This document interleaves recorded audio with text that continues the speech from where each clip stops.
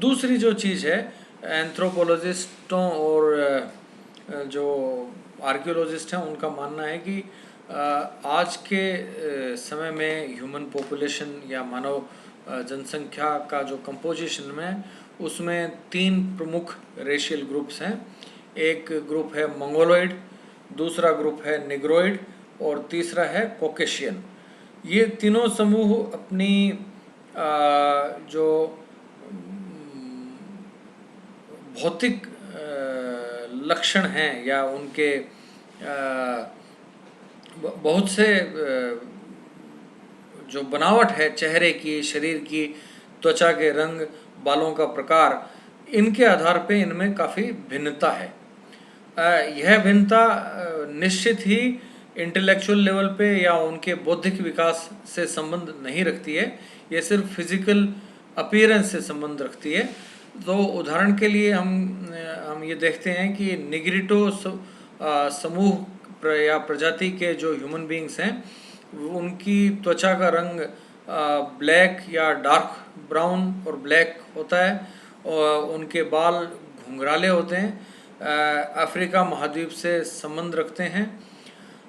कॉकेसॉइड प्रजाति के जो लोग हैं वो उनकी स्किन का कलर वाइट या पिंक होता है। वो लोग यूरोपीय महाद्वीप से संबंध रखते हैं। एवं मंगोलॉइड प्रजाति के जो लोग हैं उनके वो चाइना और उसके आसपास के क्षेत्रों में अधिक बहुतायत से मिलते हैं। इनकी आँखों में एक एलिप्टिकल फोल्ड होता है जो कि इनको दूसरी प्रजातियों से अलग करता है। उसके अलावा इनके त्वचा के रंग को येलोइश या पीलापन लिए हुए माना जाता है और इनके बाल या केश स्ट्रेट होते हैं, सीधे, जिस तरह से कि आप एक घास को या किसी कांटे को मान सकते हैं। भिन्न होता है, पर मैंने एनालॉजी देने के लिए कहा है कि इनके हेयर स्ट्रेट होते हैं। जैसा कि मैंने निग्रिटो प्रजाति के लिए बताया था कि उनके बाल घुंघराले होते हैं। कोकोसॉइड प्रजाति के जो बाल हैं वे ना तो स्ट्रेट होते हैं ना ही वे घुंघराले होते हैं, उनको वेवी या लहरदार उनको कहा जाता है। तो ये 3 प्रमुख प्रजातियां हैं। तो हमें यहाँ पर यह भली भांति समझ लेना चाहिए कि 3 प्रमुख प्रजातियों के बारे में तो मैंने बात की है, परंतु इन प्रत्येक प्रजाति के लोग, सभी लोग एक जैसे नहीं हैं। इन प्रत्येक प्रजातियों में बहुत से सब ग्रुप्स हैं जो कि एक दूसरे से काफ़ी अधिक भिन्नता लिए हुए हैं। उदाहरण के लिए अफ्रीका या निग्रिटो जो प्रजाति है उसमें विश्व के सबसे छोटे कद के पिग्मी जनजाति से लेके जो सबसे अधिक लंबे कद के या जो अन्य सबसे अधिक लंबे कद के ह्यूमन बींग्स हैं वो भी सभी पाए जाते हैं। तो आपको पिग्मी मिलेंगे छोटे कद के, मसाई प्रजाति के लोग मिलेंगे जो लंबे हैं और पतले हैं, और नाइजीरिया या वेस्ट अफ्रीका में जाएंगे तो आपको विशालकाय निग्रोटो प्रजाति के लोग मिलेंगे जो कि लंबे भी हैं और काफ़ी बल्कि या विशाल होते हैं। इसी प्रकार से हम देखते हैं कि साउथ एशिया के अंदर जो लोग मिलते हैं, जिनमें कि हम भारतवासी हैं, बांग्लादेशी हैं, श्रीलंका के लोग हैं, पाकिस्तान के लोग हैं, अफ़गानिस्तान के लोग हैं, हम लोग हमारा संबंध कॉकेशस प्रजाति से कुछ अधिक है बजाय कि निग्रिटो प्रजाति या मंगोलॉइड प्रजाति के। हमारे देश के हिमालय पर्वत के क्षेत्र में रहने वाले जो लोग हैं उनका डिसेंट मंगोलॉइड प्रजाति से है, परंतु जो गंगा के प्लेन में या साउथ इंडिया में जो लोग रहते हैं वो मंगोलॉइड प्रजाति से संबंध नहीं रखते। इनका संबंध या तो कॉकेशियन प्रजाति से है या निग्रिटो प्रजाति के किसी सब ग्रुप से है। तो इस प्रकार से मानव रेस में बहुत सी वैरायटी है, बहुत सी वेरिएबिलिटी है अलग अलग समूहों में रहने वाले। तो इस वैरायटी को देखते हुए बहुत से एंथ्रोपोलॉजिस्ट ये मानते हैं कि एक स्थान पर नहीं होकर मानव प्रजाति का जो उद्विकास है वो मल्टीपल प्लेसेस के ऊपर या कई स्थानों के ऊपर मल्टी रीजनल हाइपोथेसिस है। तो दो मानव प्रजाति की उत्पत्ति के हाइपोथेसिस हमें देखने को मिलेंगी। ये हाइपोथेसिस हैं आउट ऑफ अफ्रीका या नोहाज आर्क भी इसको कहते हैं, और दूसरी मल्टी रीजनल हाइपोथेसिस भी इसको कहते हैं। अधिकांश एंथ्रोपोलॉजिस्टों का ये मानना है कि आउट ऑफ अफ्रीका हाइपोथेसिस या परिकल्पना है वो ज़्यादा एविडेंस उसके बारे में मिली है। आर्कियोलॉजिकल एविडेंस जितनी भी हमें मिली हैं या आजकल डीएनए के ऊपर जो रिसर्च हो रही है, बायोकेमिस्ट्री के ऊपर जो रिसर्च हो रही है, वह रिसर्च ये बताती है कि आउट ऑफ अफ्रीका परिकल्पना ज़्यादा मजबूत है बजाय कि मल्टी रीजनल परिकल्पना के। तो हमें ये जानना आवश्यक है कि दो परिकल्पनाएं हैं जिसमें से कि ज़्यादा विद्वान आउट ऑफ अफ्रीका हाइपोथेसिस का फेवर करते हैं, बावजूद इसके कि तीन काफ़ी डिस्टिंक्ट मानव समूह निग्रिटो, मंगोलॉयड और कॉकसॉइड इस पृथ्वी के ऊपर देखने को मिलते हैं। डीएनए की रिसर्च इस स्टोरी को, इवोल्यूशन की स्टोरी को और ज़्यादा डिटेल में एवं अन्य एविडेंसेस के साथ में देखती है, जो कि किसी अन्य लेक्चर का विषय होगा। तो ये तो मानव की उत्पत्ति के बारे में बात हुई। अब हम ये जानते हैं कि हमारी पृथ्वी पे भूमि का जो वितरण है वो उसको जो कॉन्टिनेंट्स हैं उनको दो ग्रुपों में हम बांटते हैं। एक तो है ओल्ड वर्ल्ड और दूसरा है न्यू वर्ल्ड। ओल्ड वर्ल्ड से तात्पर्य है अफ्रीका, यूरोप एवं एशिया। न्यू वर्ल्ड से तात्पर्य है उत्तरी अमेरिका, दक्षिणी अमेरिका और एंटार्क्टिका और ऑस्ट्रेलिया। तो जैसा कि मल्टी रीजनल या आउट ऑफ अफ्रीका दोनों ही हाइपोथेसिस कह रही हैं कि मानव की उत्पत्ति ओल्ड वर्ल्ड में हुई, ह्यूमन प्रजाति की, परंतु आर्कियोलॉजिकल एविडेंस जो आज के दिन दोनों अमेरिकाओं से मिल रहे हैं, यानी उत्तरी अमेरिका और दक्षिण अमेरिका से, या बहुत से अन्य द्वीप जो प्रशांत महासागर के अंदर है, वो बता रहे हैं कि वहाँ पर होमो सेपियंस लगभग 25 से 30 हजार साल पहले पहुँच चुके थे। तो अब क्या उनकी वहीं पर उत्पत्ति हुई थी या फिर वे ओल्ड वर्ल्ड से वहाँ पर माइग्रेट करके गए हैं? ये एक महत्वपूर्ण सवाल है। यदि यह कंसिडर किया जाए कि वो ओल्ड वर्ल्ड से माइग्रेट करके गए हैं तो हमारे सामने प्रश्न खड़ा होता है कि किस तरह से अफ्रीका, यूरोप का जो महाद्वीपीय क्षेत्र है उसमें और उत्तरी अमेरिका और दक्षिण अमेरिका के बीच में विशालकाय अटलांटिक ओशन है, उसको उन्होंने किस प्रकार से क्रॉस किया होगा। हम जानते हैं कि कोलंबस के आने से पहले तक खुले महासागरों में समुद्री यात्रा करना मृत्यु को न्योता देना था। जो लोग भी खुले समुद्रों में एक्सप्लोरेशन के लिए गए वो लोग लौट कर नहीं आए, एवं बड़ा लंबा समय लगा था। यूरोप के जो नाविक थे, वैज्ञानिक थे, उनको लगभग 300-400 साल अपनी नेविगेशन स्किल्स को और अपने शिप्स को इतना इम्प्रूव करने में कि वो खुले महासागरों में लंबी महासागरीय खोज यात्राओं के ऊपर निकल पाते। तो 25 लेकिन यह तो लगभग 500 साल पहले की बात है। 25 या 30 हजार साल पहले किस प्रकार से मानव अफ्रीका महाद्वीप से अथवा एशिया महाद्वीप से किस तरह से या यूरोप से किस तरह से अमेरिका महाद्वीपों में या ऑस्ट्रेलिया में पहुंच गया। इसके संबंध में जो जियोफिजिस्ट हैं या जो जियोलॉजिस्ट हैं या हमारे ग्लेशियोलॉजिस्ट हैं, क्लाइमेट चेंज साइंटिस्ट हैं, उन लोगों ने काफ़ी पिछले 50 सालों में बहुत महत्वपूर्ण वैज्ञानिक एविडेंस प्रस्तुत किए। उस एविडेंस के कारण हम जानते हैं कि हमारी पृथ्वी के ऊपर हिमयुग आते रहे हैं। जो पेलिस्टोसीन काल था उसमें कई बार हिमयुग आए और फिर हिमयुग खत्म हो गए और गर्म काल आ गए।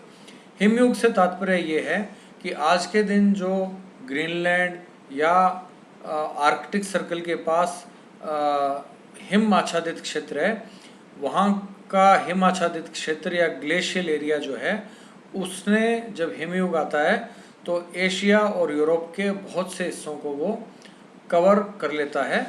किस तरह से कवर करता है? पृथ्वी पर तापमान गिरने लगते हैं और एवं जो वर्षा होती है वह कम तापमान के कारण कॉन्टिनेंट के ऊपर या महाद्वीप के ऊपर लॉक हो जाती है आइस की फॉर्म में, और धीरे धीरे ये आइस की शीट्स मोटी होती रहती हैं एवं फैलाव करती रहती हैं। तो जब यह प्रक्रिया चलती है तो उन स्थानों पर जहाँ जहाँ हिम अपना प्रसार कर रही होती है वहाँ के प्लांट्स, एनिमल्स एवं वहाँ पर बसे हुए मानव माइग्रेट करते हैं।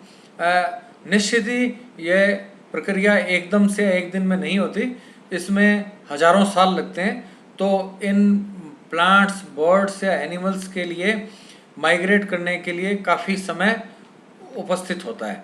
तो इन वैज्ञानिकों का, हिमयुग की स्टडी करने वाले ग्लेशियोलॉजिस्टों का या क्लाइमेट साइंटिस्ट का ये मानना है कि जब समुद्र का पानी बारिश बन के कॉन्टिनेंट पे गिरता है और आइस के रूप में कॉन्टिनेंट्स पर लॉक हो जाता है तो समुद्रों में जल का स्तर गिरने लगता है एवं वे स्थान जहाँ पर कि समुद्र छिछला है वहाँ पर लैंड कॉरिडोर बन जाते हैं या भूमि में रास्ते बन जाते हैं।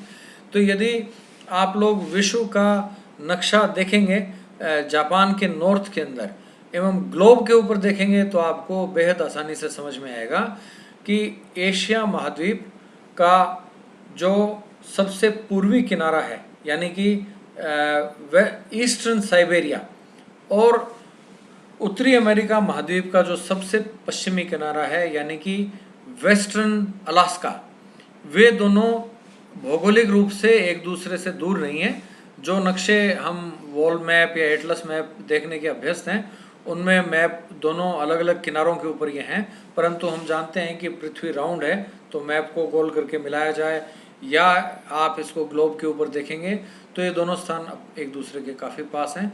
जब भी हिमयुग आया है और बहुत सारा समुद्र का जल स्तर गिरा है तो यहाँ पर निश्चित ही काफ़ी भूमि के बड़े हिस्से जो हैं वो खुल गए माइग्रेट करने के लिए। ऐसा तो नहीं हुआ होगा कि पूरा का पूरा भूमि का ब्रिज या रास्ता खुल गया, परंतु बहुत से द्वीप आ गए होंगे एक दूसरे के पास पास एमर्ज करके, एक द्वीप से दूसरे द्वीप के पास ऊपर जाना। जो भी प्रिमिटिव नौकाएं उनके पास थी उनके द्वारा ये जाना निश्चित ही संभव रहा होगा।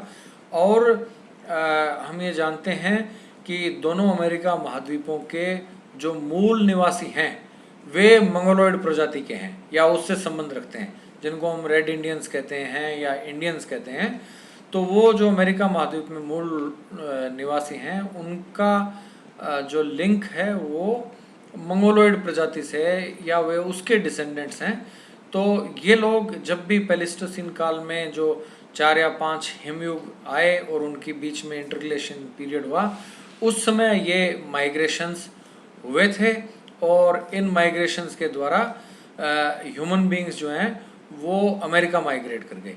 इसी प्रकार जब हिमयुग आए हैं और बहुत समुद्र का जल स्तर गिरा है तो ये वही समय है जबकि ईस्ट इंडीज़ से या ईस्ट इंडीज़ जिसमें कि इंडोनेशिया, मलेशिया और जो मलायन प्रायद्वीप के विभिन्न द्वीप हैं वहाँ से जो इंडियन ओशन के जो द्वीप हैं उनसे होते हुए जब समुद्र का जल स्तर गिरा है तो बहुत से अन्य द्वीप भी जल के बाहर निश्चित रूप से दिखे हैं और इन रास्तों का उपयोग करते हुए मानव प्रजाति के लोग ऑस्ट्रेलिया चले गए।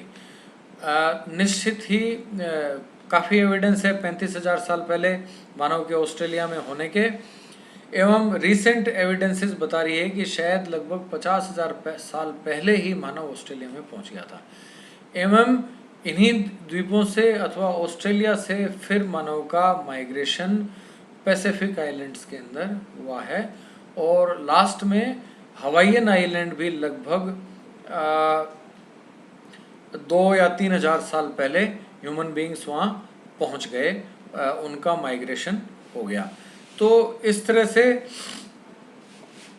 हमने देखा कि मानव प्रजाति का जो उद्विकास हुआ है वो पृथ्वी की टोटल एज के बहुत छोटे से फ्रैक्शन, यानी आप अगर अर्थ की पूरी अर्थ की 4.5 बिलियन वर्ष की लाइफ को एक दिन मानते हो, तो होमोनॉइड्स की उत्पत्ति शायद 23 घंटे ख़त्म होने पर हुई है या उसके भी बाद में, और होमो सेपियंस की उत्पत्ति तो शायद पिछले 10 या 15 मिनट साल पहले ही, यदि एक एनालॉजी इस तरह की ली जाए, तो हम लोग इस पृथ्वी के ऊपर इसकी कुल जो समय हुआ है उसमें बहुत लेट आए हैं हमारी प्रजाति।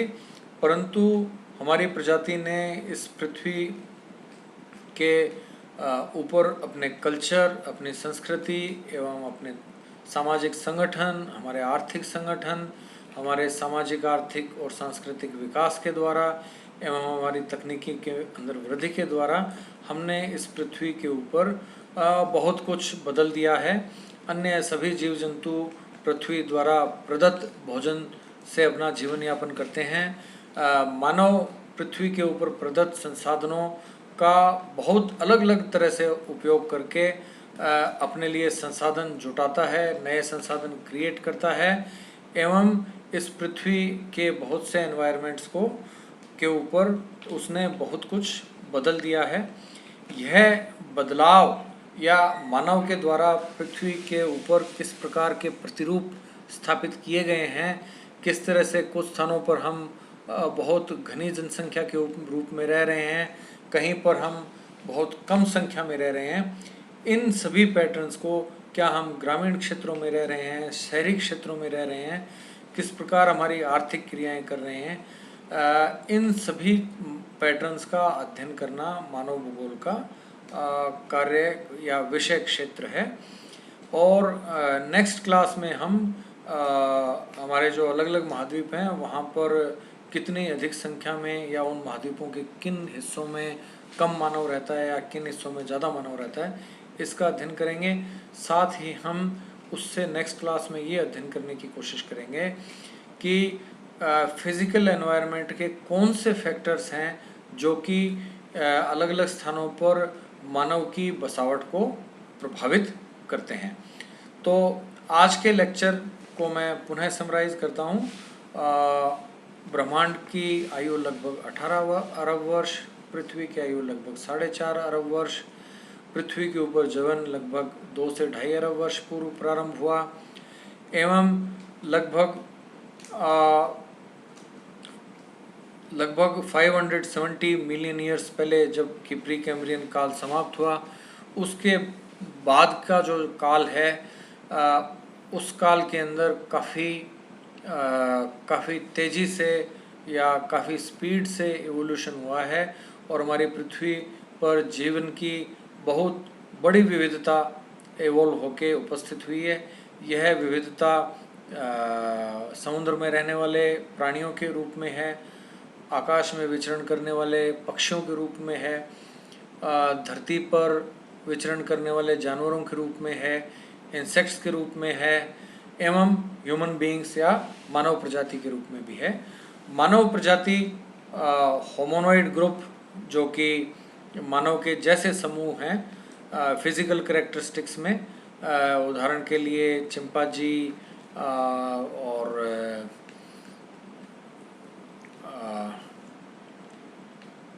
गोरिल्लास, वो नज़दीकी हैं।